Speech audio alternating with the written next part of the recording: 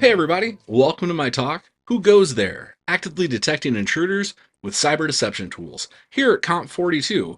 I'm very excited to be part of the lineup. I hope you enjoy all the amazing content from all the creators and all the providers out there. Let's go ahead and get started. So, I'm Dwayne. I live in Chicago, Illinois. I've been a developer advocate since 2016. You can go out and hear me co-host a podcast called the Security Repo Podcast. We have some really awesome hosts, or really awesome guests, I should say. Some awesome hosts too, but some awesome guests telling the world about great things in the world of security, from physical security to pen testing to API security and, of course, code security. Hit me up on the internet out there, MC Dwayne at most places, including GitHub, and feel free to email me, dwayne.mcdaniel@getguardian.com. I work for GetGuardian. We are a code security platform focused on helping companies eliminate the problem of hard-coded credentials, finding where those plain text credentials appear, and, well, giving you a path to do something about it. We also make Honeytokens, which will come up later. But real quick, before I go any further, I need to deploy something. So I'm going to go ahead and copy these credentials and go to GitHub, and we're going to edit this and paste those in. And just because I feel like it, I'm going to go ahead and make those a comment, and we'll commit that change. And we'll come back to that later. Attackers want your credentials. We know this. We all know this. We're up against a lot of threats out there in the world. And if they get those credentials, some bad things can happen. I'm going to tell a couple horror stories, and they might be a little disconcerting, a little scary. And if you get a little scared, and this is true of anytime you get a little scared, feel free to recite the Bene Gesserit Litany Against Fear. I'm a huge Dune fan, and this is one of the greatest things that came out of that series, I think. You will remain, only the fear will be gone at the end. So just take a deep breath. And this is true of, again, anytime you do leak something or you think that you are being breached. So Uber, last year they had an attack. They had a super admin got phished. Now, they have MFA, so it's not like they weren't taking security seriously. They think that with that flood of MFA requests, multi-factor authentication requests to that admin, his thumb slipped, he got tired, eventually just clicked the wrong button. Once the attacker was in, finds a bunch of PowerShell scripts chock full of credentials to everything else, including their authenticatic PAM, which allowed access to HackerOne and Slack and their Google Drive and everything else. We don't know exactly what this attacker took, but we do know this story because they didn't take him seriously. They thought it was some prankster. And the next person he talked to was the New York Times. And you can go read that story from the New York Times. AstraZeneca, here's an interesting one where a hard-coded credential caused a problem for them when a developer pushed a test environment credential out to public GitHub repo, where it was discovered and used by outsiders. And you might be thinking, okay, well, what's the big deal? It's a test environment. Well, another developer had pushed actual customer data into that test environment. Perfect storm, because they don't know exactly what was stolen. They don't know exactly what all customers were affected over the year period where this was true. This was in public GitHub, so it was very easy to detect, and those credentials were used by, well, they don't know exactly how many times and by who. circleci, maybe you lived through this. They had a remote developer who had an insecure system. He had a Plex server that had never been patched on his remote working box. Attacker is just broadly attacking Plex that day, finds that's the vulnerability into that particular computer, realizes, hey, this computer can access the circleci internal network, plants some malware, and it starts stealing credentials anywhere it can find them, from heap dumps, from memory, from anywhere it can find them pasted in plain text anywhere. Uses those credentials to then get into customer applications and start planting the same malware and start stealing things. The same day that they announce, hey, customers, we had to rotate all of these API keys. This was January 3rd, I believe, of 2023. Same day they announced that, and security researcher said, hey, all of my Honeytokens went off inside circleci. Something's gone wrong. And that's what we're talking about today. Now, all of these stories involved hard-coded credentials because we know that that is what attackers want. If they're following the standard attack path, then it's that initial breach, live off the land to figure out what's there, laterally expand, escalate privileges, find what data you can, exfiltrate that out, and, well, do whatever nasty business you're going to do with it.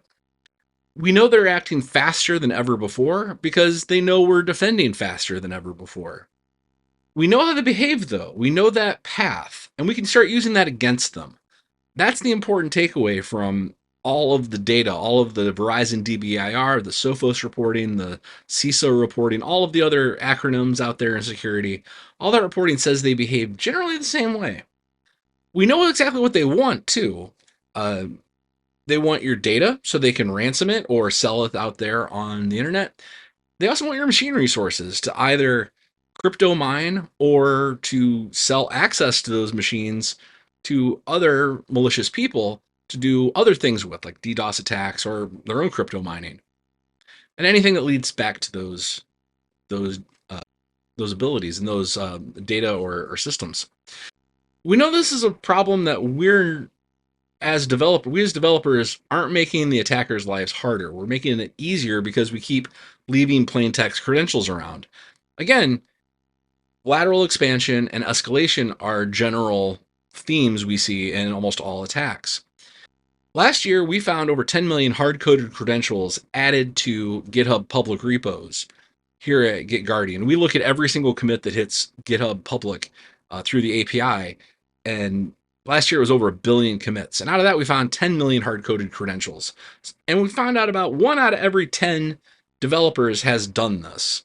You can read the full report to get all the fine details of what was stolen and or what was exposed and what potential attackers could have stolen and used to leverage to get into attack. But point is, we know that this is what they're after. We know that once they're inside, they're always going to be looking for those hard-coded credentials. And that's what we can use against them. That is our advantage as blue teamers, as defense. We've been using cyber deception for a long time. We've been using deception for a long time. Let's look back through history. Let's start a little bit before the internet existed and go back to that first famous story of deception where the Trojans were fighting the Acadians. Homer details all this out in the Odyssey, or the Iliad, I'm sorry, the Iliad. But the story of the Trojan horse. We all kind of know this, and we're still living with Trojan horses today. It looks like it's something, but inside is something else, and it's malicious. Fast forward a little bit, and this becomes a very common tactic in war that will appear strong where we're weak and weak where we're strong, and lure people to lower the defenses when they shouldn't lower their defenses, and attack them that way. Sun Tzu might or might not have said this, but it is in The Art of War. The Ghost Army, one of my favorite stories from World War II.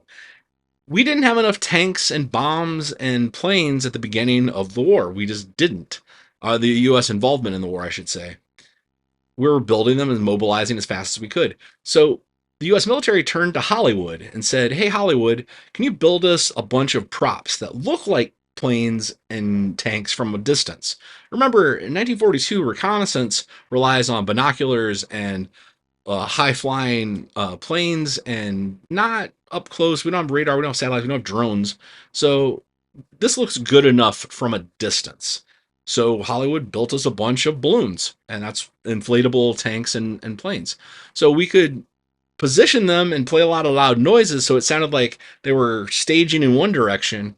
Meanwhile, we snuck the actual planes and tanks that we built around in another direction and, well, eventually won World War II. Great documentary about that, by the way. Speaking of great documentaries, one of my favorites I've seen recently is the KGB, The Computer and Me. It's a documentary from 1990. That's the actual name of it. That's a screenshot from the opening credits. It's a Nova special. Nova from PBS, the public broadcasting station here in our public broadcast system here in the United States. It's based on his book, The Cuckoo's Egg, which is a really good book unto itself, and I highly recommend checking it out. Long story short, this is where we get the term honeypot. Cliff Stoll, still alive, still awesome dude. He is working at the Lawrence Berkeley National Laboratory, and he's investigating this missing 75 cents in billing. $300. It costs $300 an hour to rent these machines from Lawrence Berkeley National Laboratory, so you can do your research on it. Long story short, he ends up finding that it's somebody in Eastern Europe, Eastern Germany, I should say, who is stealing any data they can find on open networks, U.S. government networks, military networks, and in this case, a university network. He won't stay on the line long enough for them to get a good trace on exactly who this person is. So his girlfriend, Cliff Stoll's girlfriend at the time, suggests, hey, what if we put a bunch of fake data on the system and lure him in? Cliff Stoll said that's a great idea. He does this, calls it a honeypot because it's sticky. Download speeds in 1985 are very slow. So by the time this person figures out, hey, this is all just a bunch of junk, they've already been caught. Won't spoil the ending of this, but go watch that documentary. It's absolutely amazing and fascinating. And his book's pretty good too. Fast forward a little bit in time, and Honeytokens kind of takes off as a concept. We get to Fred Cohen Deception Toolkit 91, which is the first description of how to build a honeypot system inside of your network. You can go find this documentation today. Basically, the idea is if it's a system that's not in use, let's turn it on and wait for people to try to access it, and we'll catch those people. And they won't know what they're supposed to be getting into and what they're not. Really, really big step in the history of computer security.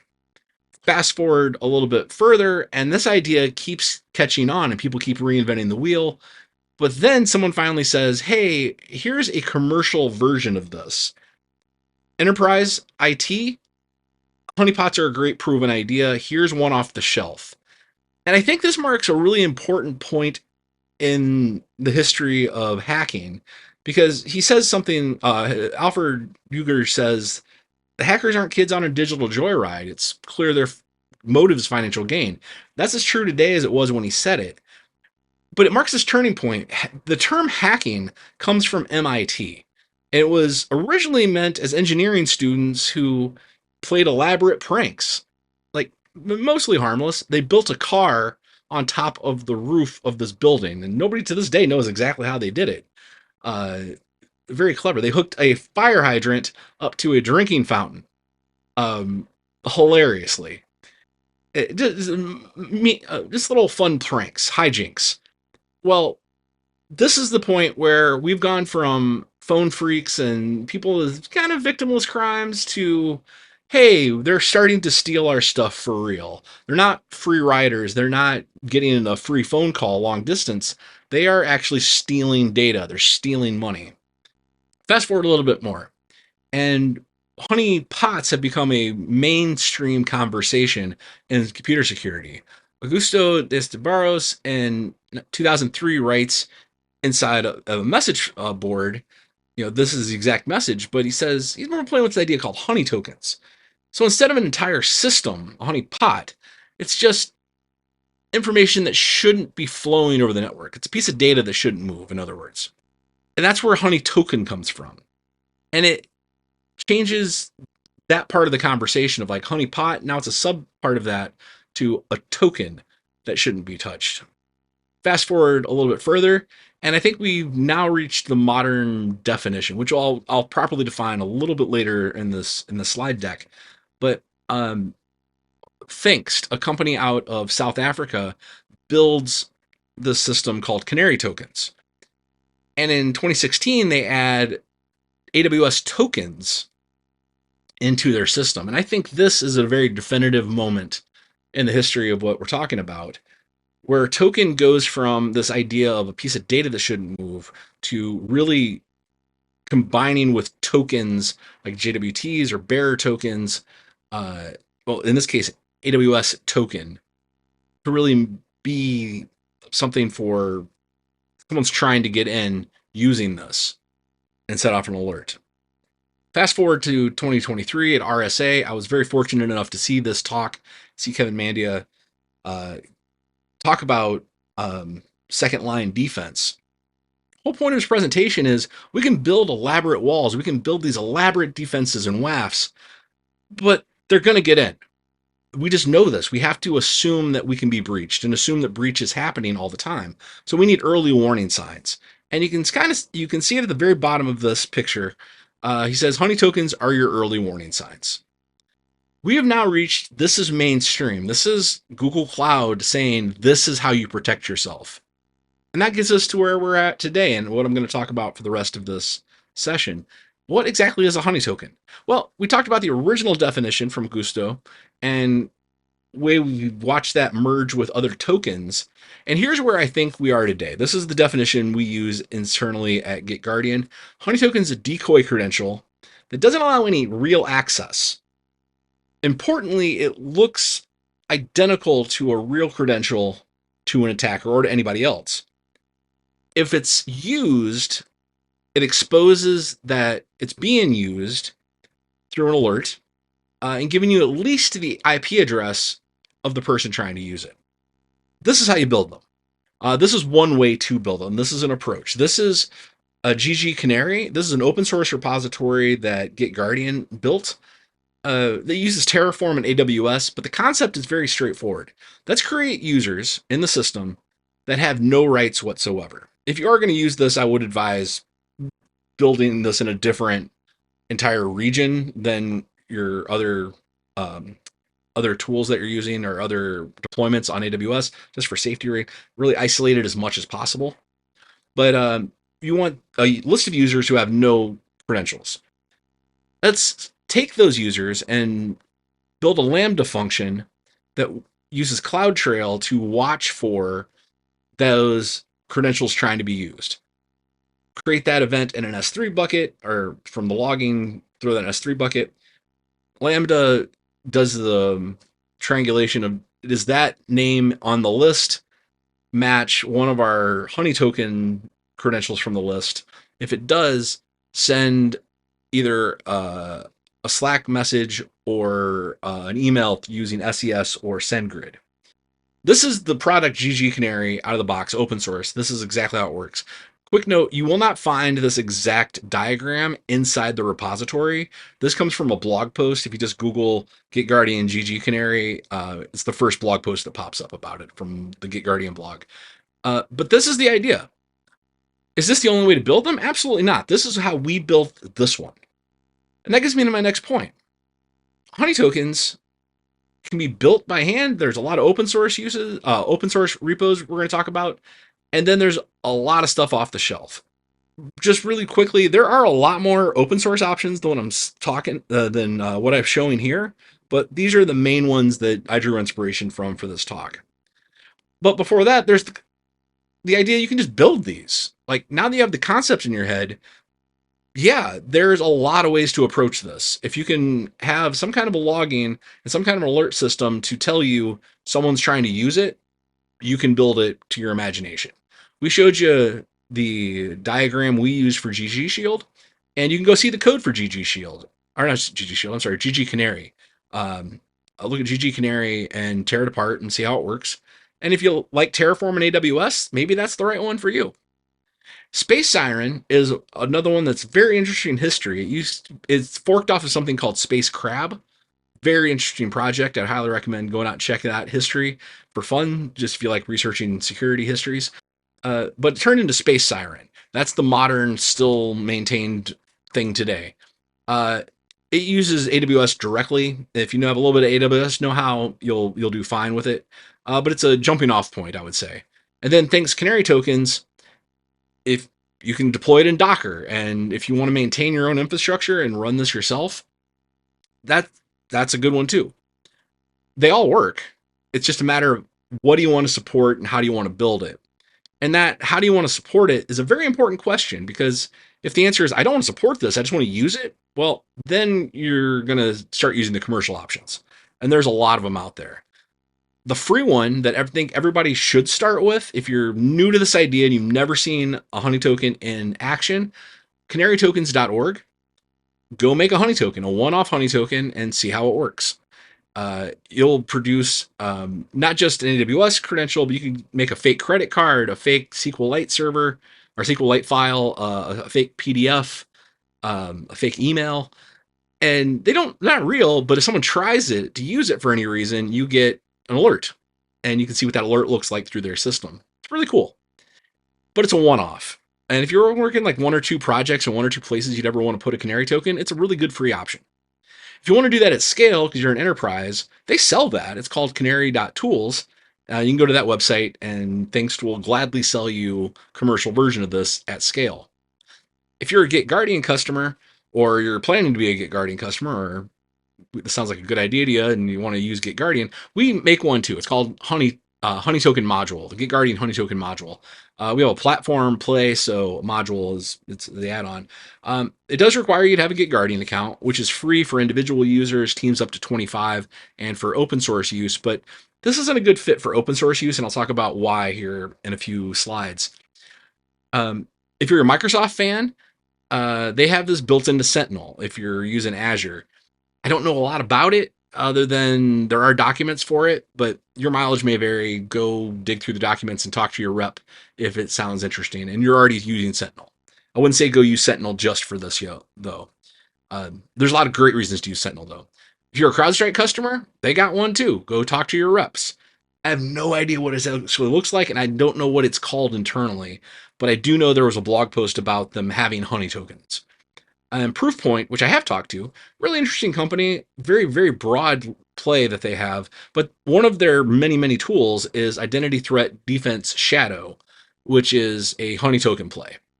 It's more of a honeypot play, but you can use it as a Honeytoken system as well. But like I say, there's tons of options. If you're already a customer of any of these companies, go talk to your rep. It might even be a free add-on up to a limit. But your mileage may vary on all that. So now we've talked about how to get them, how to build them, generally what they are, how to architect them. How do you use these things? Well, we think there are some best practices around this.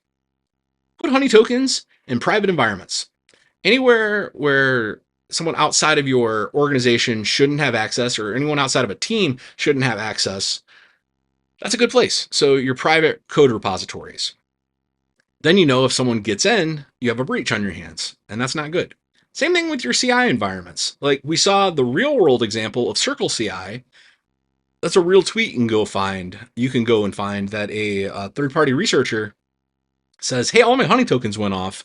Something's going on with circleci. And he knew before the announcement came out.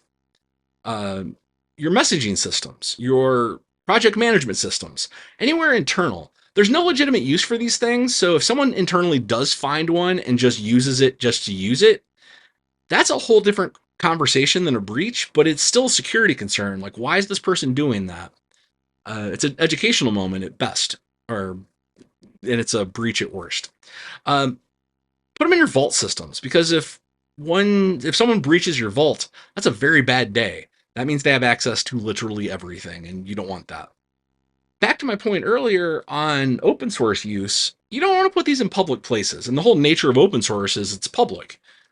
The main reason why is that not just these platforms, but there's a lot of platforms in the world, good and bad, and a lot of bots out there that are constantly scanning the internet trying to find hard-coded credentials that they can harvest.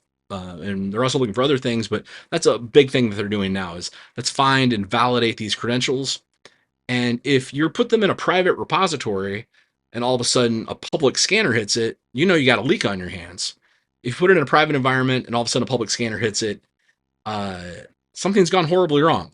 And you know you need to deal with that right now and respond very quickly. And that's the whole point of this, is so we can respond faster and cut those dwell times or those breach times and leak times down as much as possible and mitigate the situation as best we can, as fast as we can. Use a 1-to-1 ratio. This is another huge time saver. You might be tempted to, I have this one Honeytoken, I'm going to put it everywhere. Then if it goes off, you don't know what triggered it or what specific repo or environment has been infiltrated or leaked. So if you have 100 repositories and a Jira instance and you put the same Honeytoken everywhere and it goes off, now you have to triangulate which of those caused that.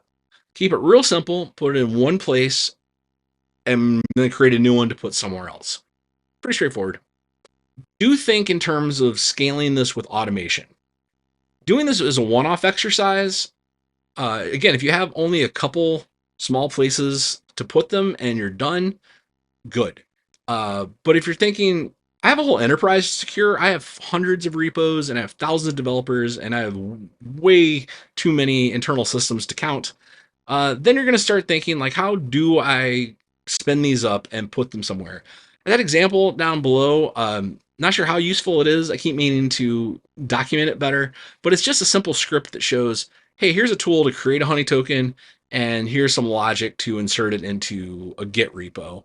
And that's all it is. But just a jumping off point to, like, okay, that's how we can think of automation. You are probably on the blue team if you're watching this, or you might be someone who's just interested generally in security. Unless you are specifically a law enforcement agent, don't go after these people. When these go off, you'll get an IP address, and I'll show these going off here in a little bit. But know that your job is really to protect your stuff. So think in terms of, I got to get this IP address out of here. I got to make sure that the breach is stopped. I got to make sure that anything someone got into is secured, and any credentials that get leaked get rotated. Think in those terms, not I'm going to go hunt these people down and stop them. Because the truth is, that's not your job unless specifically you are tasked with doing that. Then good luck. And like with everything else in computer science, like with every other technology, this is a journey. It's not a one-off exercise. If you treat it like a one-off exercise, you'll get some return on investment, but you'll burn yourself out trying to do it all at once, or you will do a couple places and just never think about this again. So start thinking about honey tokens. If you're going to deploy them, if you're going to embrace this as a strategy, which I highly encourage you to do, think long term and think, how do we do this at a regular pace? Is this a once a week thing? Is this a once a quarter thing? Is this a once a sprint thing? If you added one new honey token per sprint and your average sprint is 3 weeks, then you're going to get a lot of coverage in a year's time.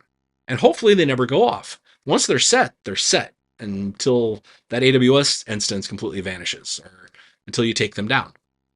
Hey, this is a good time to go back and check and see what happened to that honey token, because that's what I did earlier. I didn't explain myself, but what I did is I took a honey token I created through the Git Guardian honey token module, which is an AWS token, AWS key ID and access key pair, and I added it as a comment to a public repo that I originally created back in July. I'm recycling an old repo, I'll be honest with you. So over here in my email, I know it's a little hard to see, so I'll make it a little bit bigger. See that, hey, I have these alerts that Conf42 was triggered. My honey token for Conf42 that I created, that's literally what I deployed. That got triggered 26 minutes ago. I deployed this 26 minutes ago. Let's go look at the honey token itself, and I can see all of these 12 so far system scans have triggered this. And if we look at the first one was AWS itself. AWS knows this is a problem. They're constantly scanning the internet trying to see, has anyone leaked one of our credentials? And that has fired off some internal stuff at AWS. I might get an email about that. An email will have been sent to someone about that. Well, that's us. That's Git Guardian. We are constantly scanning as well because we put this on GitHub Public. And then we see, oh, here's 2 people in the US that use Trufflehog as the user agent, and there's the same person in India did it. They scanned and validated. So just the act of reading isn't going to trigger this. They tried to validate. They tried to use it. They were getting caller identity, which is a very, very common call to make, just to, who am I? Just to make sure, to see if this worked. Don't worry, these all came back invalid, but they were read from here immediately. So that's what that looks like. So what do I do about that? Well, in this case, what I'm going to do about it is I'm simply going to revoke the honey token. Revoke the honey token. It's been triggered, so it's not that useful anymore. People are going to mark it as invalid if they're trying to create it on a list. And then I'm going to clean up after myself and just get rid of it here. But this is what I'm doing. I could rewrite my history here and remove all instances of that, but it was never good anyway, so there's no harm in leaving it in my code base, especially my code history. If that was a real credential, I would have cleaned it out of my code base, my history, my Git history. But again, this is a honey token. It just doesn't really matter. So in conclusion, wrapping things up, If we just think in terms of defense, it's really hard to win if you only play defense. What we need to do is start actively kicking people out faster, cut the dwell time, put the attacker on their heels, make them think, wow, I don't know what to do next. Because the second we do that, we win. Because as soon as they don't know what to do, as soon as it no longer matches the playbook they downloaded that they're using for an attack, they're going to run out of ideas and go somewhere else where that playbook will work. So we need to act quicker and make them kick them off a network and make them think, I don't know how to further engage. If it's an advanced persistent threat like a Lazarus group or North Korea is attacking you, I don't know if this will work, but I'd say the vast majority of attacks, this is going to work great. It's figuring out who they are and boot them out. Honey tokens are decoys. They look real because they are real, but they just don't give any access. But they give you an alert, and you should use them wherever you got private data and wherever you got private code. There's a lot of options. You can build them yourself. There's tons of great articles and resources out there if you're going to go the DIY route. And of course, there's commercial options. The ones I showed are just the tip of the iceberg. There's a lot more solutions out there. I highly am personally kind of skewed toward Git Guardians because I work here, but there's a lot of good options. And don't put them publicly unless you are specifically trying to just gather IP addresses from people scanning you. And there's not a lot of use to that in all reality, because again, your job should be to defend, not to actively go after people that are scraping the internet, because there's a lot of people scraping the internet. Anyway, I've been Dwayne. I live in Chicago. I've been a developer advocate since 2016. Check out the Security Repo podcast. Highly recommend it. We have a lot of great guests and talk about a very wide range of security subjects. Hit me up on the internet, MC Dwayne, pretty much everywhere, including GitHub. And if you ever want to hit me up about anything, you can reach out to me at dwayne.mcdaniel@gitguardian.com. Thank you so much for listening. I've had a blast making this, and I hope that everybody has a great rest of your day and enjoys all the amazing content here at Conf42. Thank you.